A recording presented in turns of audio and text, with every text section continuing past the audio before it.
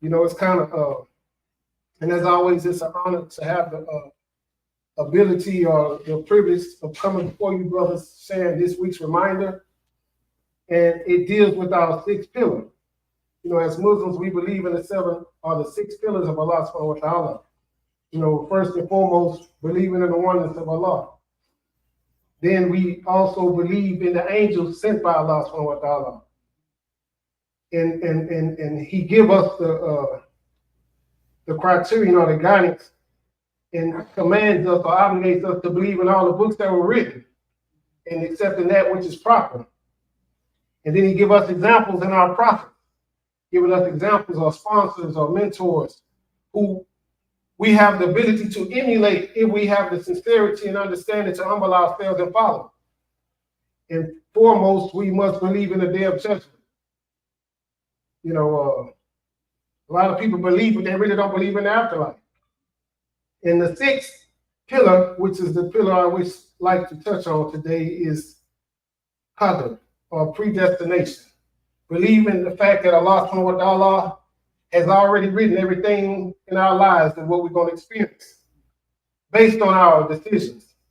You know, a lot of times we play a part in what's happening to us, but we constantly want to blame others and not take responsibility in our actions. Allah has already told us specifically that all good comes from Him and Him alone, right? And our bad comes from ourselves and what our hands have set forth before us. You know, a lot of times it's us that's bringing the negativity to our own lifestyles, but yet it's more comfortable and easier to blame someone else. And this particular pillar that I bring I mean, it's fun, you know, to have the question or the answers to all, to have all the answers to the test and fail it. You know, if Allah controls everything, and He's preordained everything, and He's measured everything by His power, because He obtains all the power, then why are we trying to control everything? That's just a question. It's a rhetorical question that you need to answer in your mind and ask yourself. So why am I trying to macromanage my child? What they gonna study in college? What they gonna do for a living? What type of wife does he or she husband that he or she have? You know, why am I always trying to control everything when everything has already been written? Why can't I develop the habit of accepting those things that take place in my life and understand that it's happening in a certain way because I am the one that's being tested? I say I believe in the pillars of Allah. So when something doesn't go my way, why am I becoming frustrated? Why am I fretting myself to death? It tells us in the Quran, do not fret yourself to death. He told our beloved Prophet, don't fret yourself to death for what these people are doing. I told you to go warn and not to manage. It's not your duty to manage your children's affairs, only in their childhood, because I'm trying to train them in a way that is right. And if I train him in a way that is right, in which he has told me basically, then I must trust the fact that he's going to control everything else afterwards. Now back to that fact. Why am I trying to control everything? You know, people thinking that because they're given to the Democratic Party and all the money, all the millions that they generated, that's going to win the election. Allah decides who's going to be in office. A true believer understands that, but we still get caught up in the debate and the going back and forth on who's right and who's wrong and what this person is doing. Like I said, I try to stay out of it because I'm supposed to be a stranger, right? I'm supposed to be a stranger in this world, right?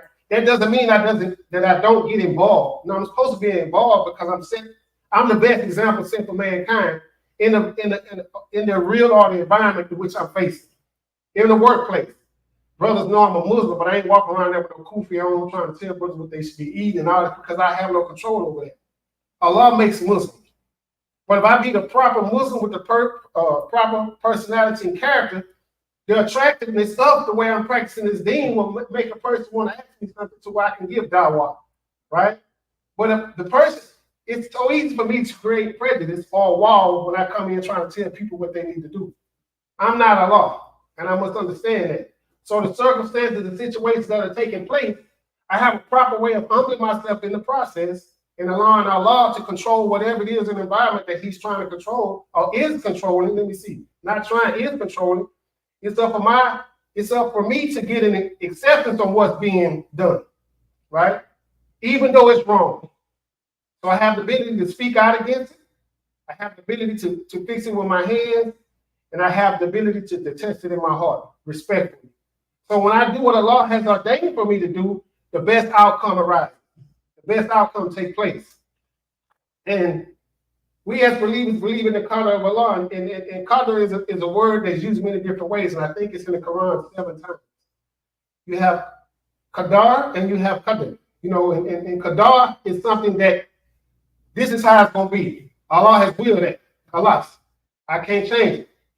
And then he, let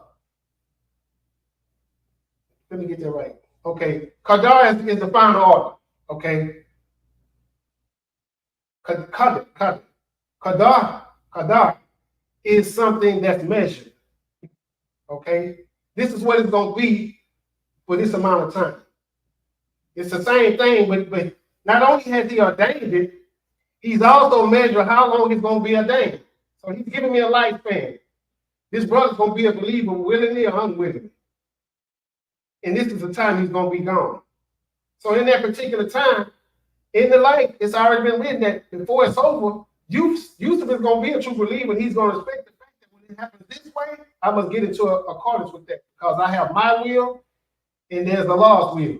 And usually when I'm bumping heads with my Creator, then that's when the frustration, the anger, the fury, and all that thing, and I start getting it with people, places, and things.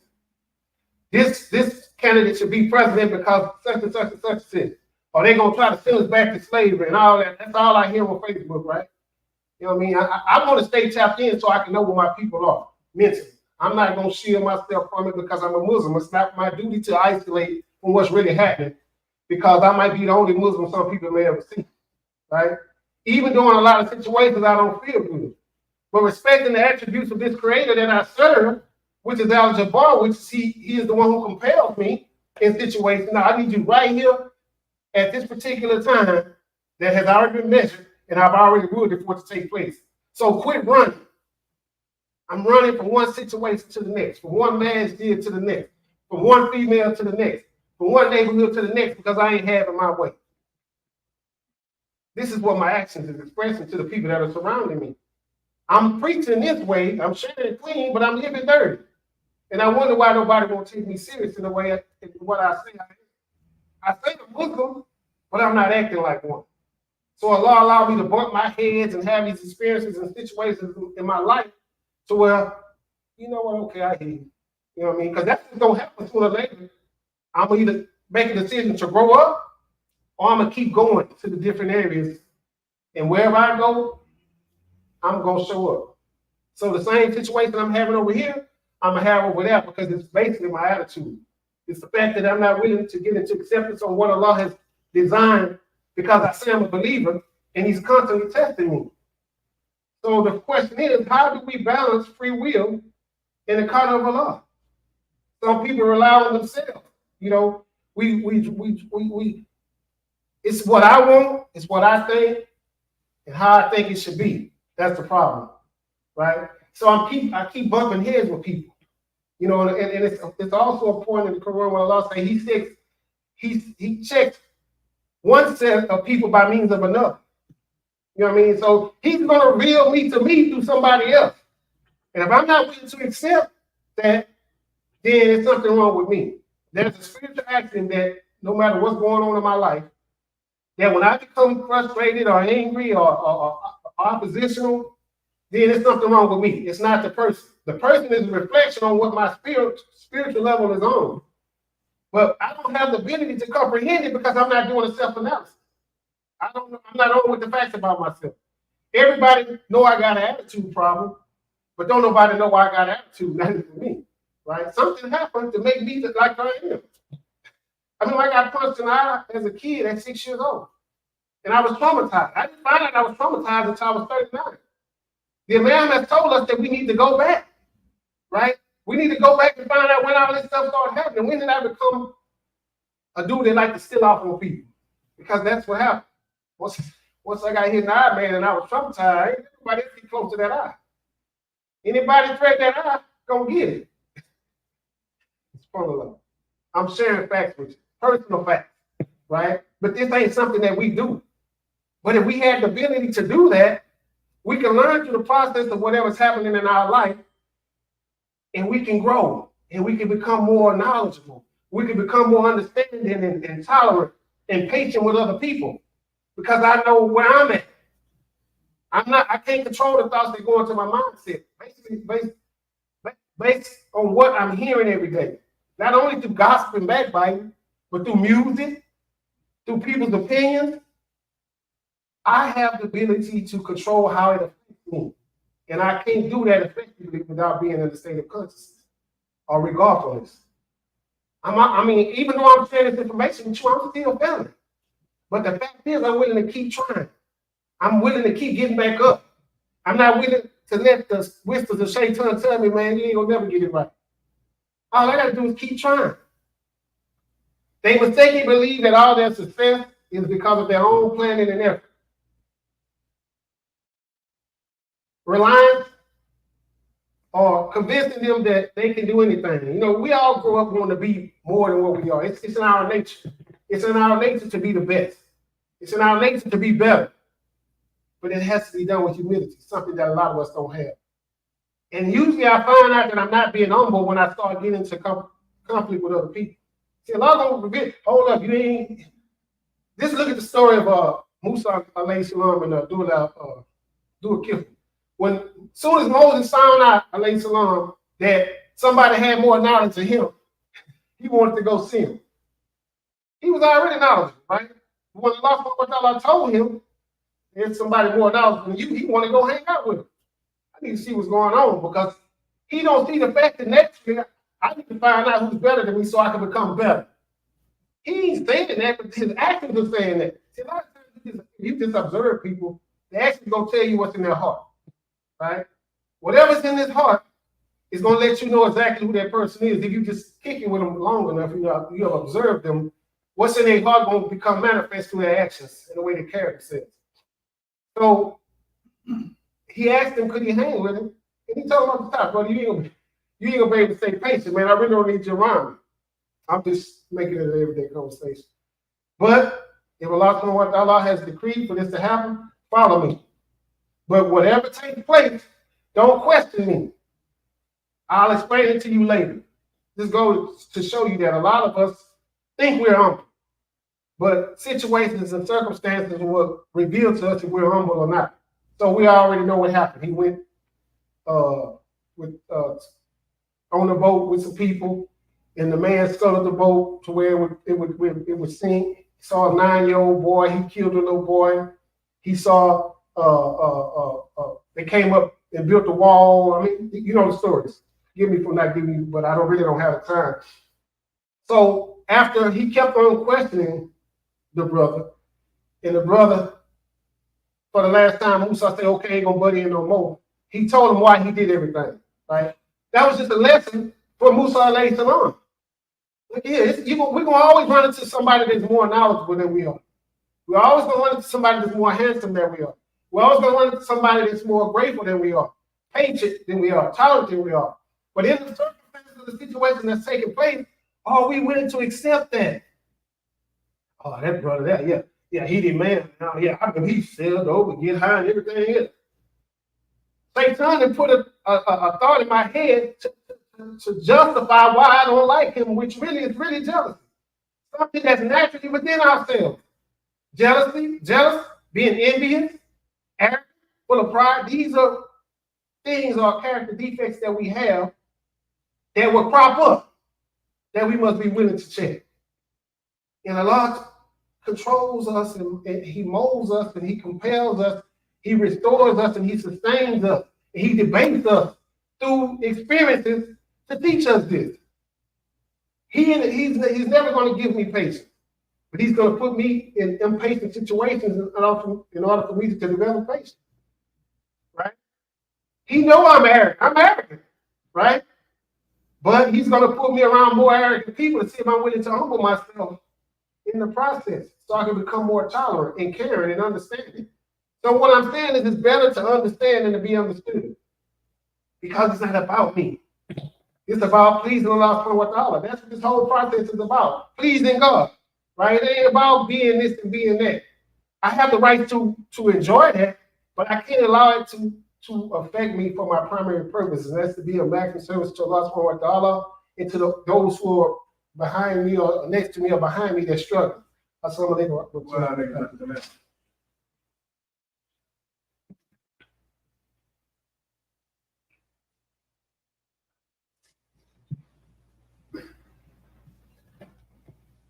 Once again, brothers and sisters, alhamdulillah, assalamu alaikum wa rahmatullahi wa barakatuh. This way of life that we have committed ourselves to is a constant struggle. It tells us in the Quran. We were created into this life, right? In the church, they say we were created into a life of sin. But a lot of us think that the negative things that are happening to us are really bad, but they're really not bad, because in the negative process, it's really making us good. If we humble ourselves, if we accept the situation that's taking place, if we are more grateful to the God that we say we serve, right? And it's painful, right? It's a very painful process, and a lot of us will feel good at it. We want to feel good about how much money we got. We want to feel good about our job. We want to feel good about the lifestyle we live. Ain't nothing wrong with that. But when the negative or emotions or stuff begin to take place, it's God letting us know where we are balanced at. So when things start happening, then I'm off track somewhere. Do I have the ability to pause? Then I would see all right. Or am I still caught up in the obsession? Because obsession ain't nothing but a thought. And that obsessional thought has become paramount. And it overrides all other thoughts, including the thought of having a God of my understanding. Right? And the situations and circumstances that are taking place are revealing to me that, hey, man, you way up here. You better come up off that hill, because getting lonely up there by yourself. You know how we get to the point where I don't need them. I hear women saying they don't need no man. I hear men say they don't need no woman. God didn't design us that way. He didn't design me to be by myself. He didn't design her to be by herself. We around here resting on our laurels, or our degrees and our jobs and where we are in life. And we so high up on that hill that we won't allow nobody to get up there with us to bring us back to reality, right? And the power has already been written. This is what it is in your life. Kum fayakun. Be, and it is. I have will for this to take place. Are you going to get into acceptance? Are you going to keep on fighting? Are you going to keep on going against the grain, blaming people, places, and things about what's going on when really it's you not really to get into acceptance of what's taking place in your life? Imam Wardi Muhammad, may Allah be pleased with him, forgive him his sins and grant him paradise, told us in one of his books, and it comes from the chapter, Racism and Reconciliation. Why does the reconciliation have to take place? First and foremost, it has to be rectified. It needs to be eradicated, because that's going to affect my future endeavors of being a Muslim. I got hurt back here, man. First, in order to get over that hurt, I must be willing to accept that hurt. Just like I said, I got hit in the eye. I wasn't willing to accept it, so I started stealing off for everybody. I didn't deal with the fact that I got hit in the eye because I didn't know how to fight. That's the fact. I just thought that since he hit me in my eye, everybody else gonna try to hit me in my eye. That's the same thing with the little girl that was raped. That's the same thing with the boy who was physically abused by his stepfather. Whatever's taking place, it's gonna show up later on in our life. And it's gonna affect us and make it difficult for us to be who we say we are, because we haven't dealt with it. I ran up in this man's here with a bunch of defects in my character. And they still in here. And they'll arise with a kufi on. That's what we have to understand. Allah has allowed this to take place in my life to make me who I am today. Right? This is extremely important for us to understand. So it requires work. Right? The Imam told us in his book, he had a section that says we need to stand up against our own souls. See, this is the beginning of that process of change and me getting hit in the eye, right? And he said when he used to tell people this, they would become dead. They went, what are you talking about when you stand up against our own souls? That old stuff that have been conditioned or ingrained in us, we can get it out and stand up to it, right? You have to be able to stand up in your own souls. Do you know that? That is what it means that Christ stood upon the water. He was an original man. He could stand up in his own soul. But the average one of us, if the soul gets disturbed, we are drowned by the water. That's that resentment that I was speaking on. That's being, I get disturbed every time somebody treats me, right? So I feel like, I mean, just like coming from prison. There's certain things that take place in prison that we base our lives on. That's really a lie that we carry on with us, and we carry it on into our marriage and our relationship with other people once we are not there anymore. But we still have that mindset. He gonna think something weak about me if I let him make it. You know what I'm saying? These things still affect us. He said you have to stand up in your own soul. You have to stand up for truth in your spiritual life as well as in every other form of life. Stand up upon truth, whether it is against your own feelings or not. That's why I say it's painful. If it's the fact, I must accept the fact that you know it is true. I don't want to accept it, but in order for me to understand, I need to accept what's being presented because it's gonna make me better. And you have to change your feelings and fight your feelings. I don't know when you say that, fight the feelings. It's a song back from, you know what I'm saying? Yeah. But and that's what a lot of us are not used to doing because we so used to feeling good, right? I gotta have slab, I gotta have a piece and chain, I got to have my Alexander McQueen's on, whatever. There's nothing wrong with that stuff, but when it diverts me from my primary purpose, which is pleasing God, then it has become an idol in my life, right? He said you have to change your feelings and fight your feelings. You have to battle with yourself. Isn't that what Prophet Muhammad has taught us when he said the strongest jihad is the jihad against our own self, jihad al-nafs? So we as believers must understand that we're going to go through life feeling a certain way. And I like to use the pickle analogy because once we become pickles, we cannot be cucumbers again. But we have to live our life based on the principles of this religion through the examples of our beloved prophet, from the information we have learned from the books, believing that the angels are protecting us, knowing that there's a day after this one. Everything that is written comes from my Creator. So I got to get in the mindset of knowing that if it's taking place, although, what are you trying to show me? Once I get into this perspective of life, it makes my life much easier. It makes me more humble in situations to where I deal with other people who don't think like me, who don't look like me, who don't do the things that I do. It's okay to leave people where they at. It's okay to like people that you don't love or you don't like. Because I'm doing it for the sake of pleasing God, not myself. And I can always tell when I'm being selfish and self-centered and self-seeking because it's always somebody else. It's never me. But once I can develop the habit of understanding that, hey, this has been written for me to feel this way, and I can change it by what I'm willing to do, then everything is going to work its way out. I can go home not having any animosity in my heart. Think of the story of the man where Prophet Muhammad told the companions that the next man that walked through that door in the Masjid is going to Jannah. And I'm going to rush it up because the time is about up. And they was looking, okay. They saw the man come through the door, wipe himself clean for making wudu. So they saw him, so he said it again. The man come through the door. So this brother was curious. Because you know how, like I say, just like Musa alayhi salam did, he became curious and told the brother he had nowhere to go. Can he stay with him for a few days? And he would stay with the brother. The brother ain't get up and make no sunnahs. He ain't do none of what everybody else is doing. Some people get up in the middle of the night and make 50 rakats. Hey, that's on you. I gotta get up at 6 and go to work. You know, and he told the brother, and I'm just rushing this, forgive me. Man, I ain't seen you do nothing spectacular. But the problem is, I would say you got automatic tickets to Germany, right? And the brother say, well, no, man, I make my 5-day prayers. I come in, I go to bed, I get up. I mean, that's it. He said, oh, I forgot to tell you. He said, every night before I go to bed, I make sure that there's no animosity within my heart against another person, right? Just think about the hadith about the heart. how if any of it is affected, the whole body is affected, right? Defiled, right?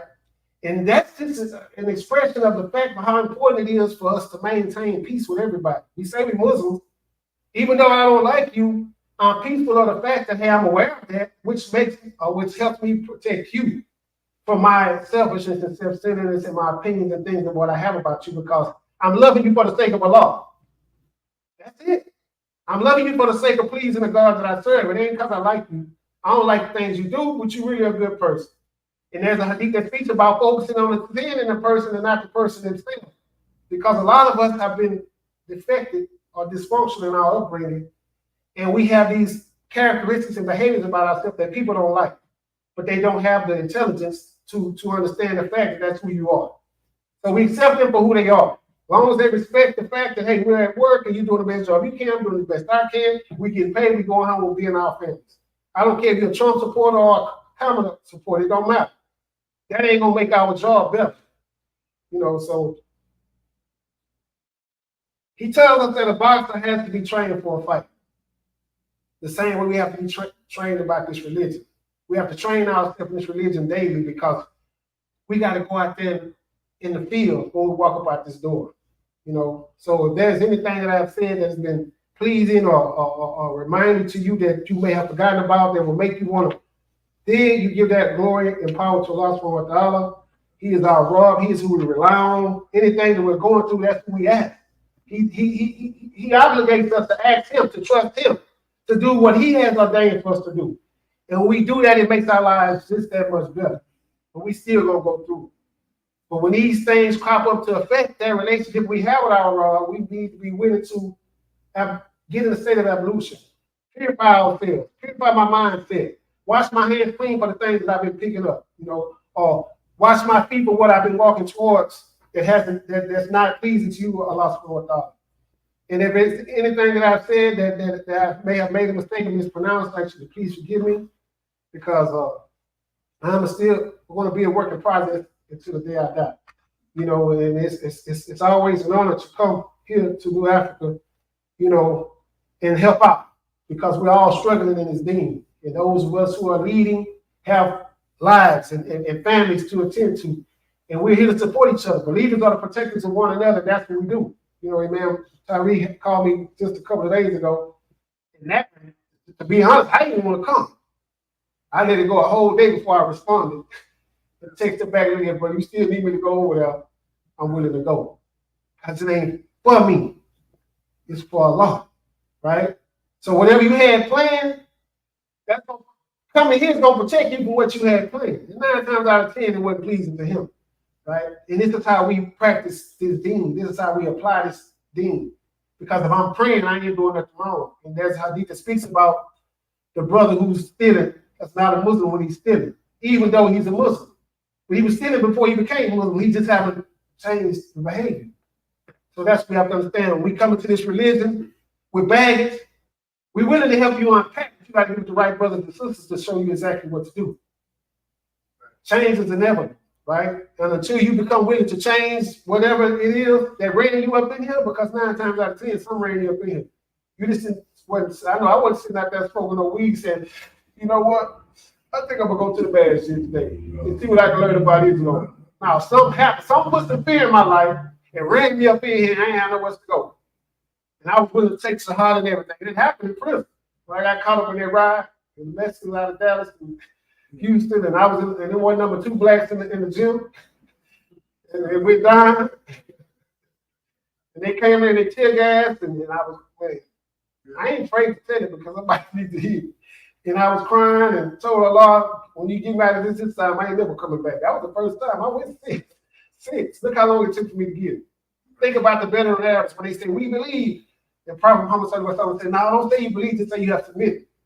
So when we take the Shahada, we just submit to this new way of life that we're going to practice.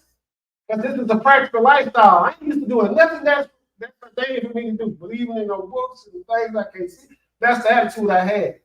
But the fear of what happened had me being willing to accept what I was getting, and it was deep enough for me to pick up when things got to going bad. This is an actual religion, brothers and sisters. This is not a exciting or memorization religion. That's important to understand, and like our Imam has taught us. Rituals are designed to preserve the knowledge. Right? So the rituals that we do is designed me for the knowledge of what has happened to my life that I become willing to change, that I have to apply because somebody's watching. Assalamu alaikum wa rahmatullahi wa barakatuh. Allahu Akbar, Allahu Akbar. Ashhadu an la ilaha illallah wa ashhadu anna Muhammadan Rasulullah. Hayya ala salat, hayya ala salam. Qad qamat salat, qad qamat salat. Allahu Akbar, Allahu Akbar. La ilaha illallah. La ilaha illallah Muhammadur Rasulullah. Since form 2 rakats in that Jumu'ah. Allahu Akbar. Allahu Akbar.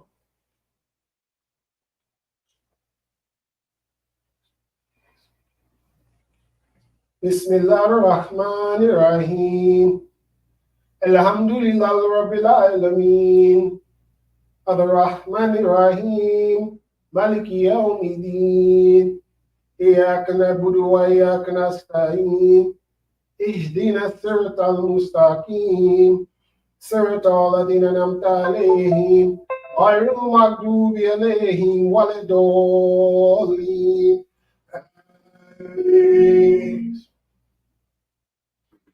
والعصر إن الإنسان لفي خسر إلا الذين آمنوا وعملوا الصالحات وتواصوا بالحق وتواصل بالصبر. Allahu Akbar. Allahu Akbar. Sami Allahu liman hamida. Allahu Akbar.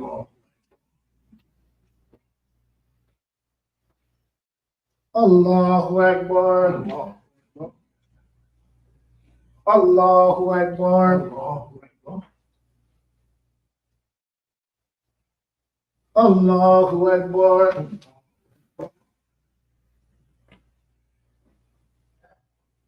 Bismillahir Rahmanir Rahim. Alhamdulillahi Rabbil Alameen. Ar-Rahmanir Rahim.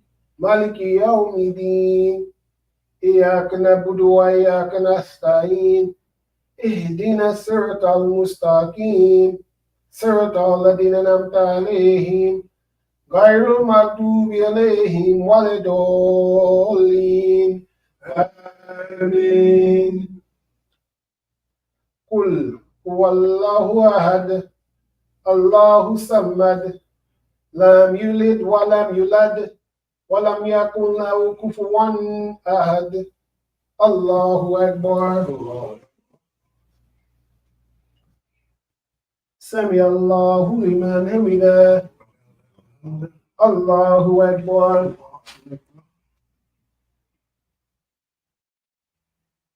Allahu Akbar. Allahu Akbar. Allahu Akbar. Allahu Akbar. Allahu Akbar.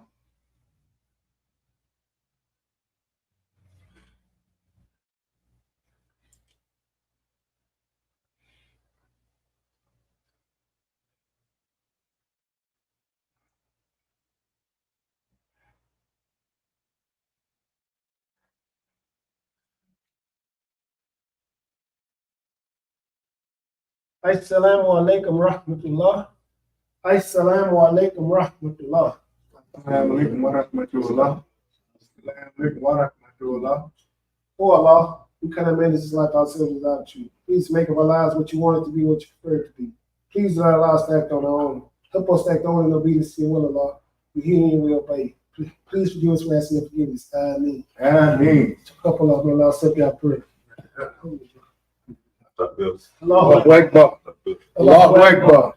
Allahu Akbar. Oh, what? You went up to me. That's all we can do, man. Just try to get better.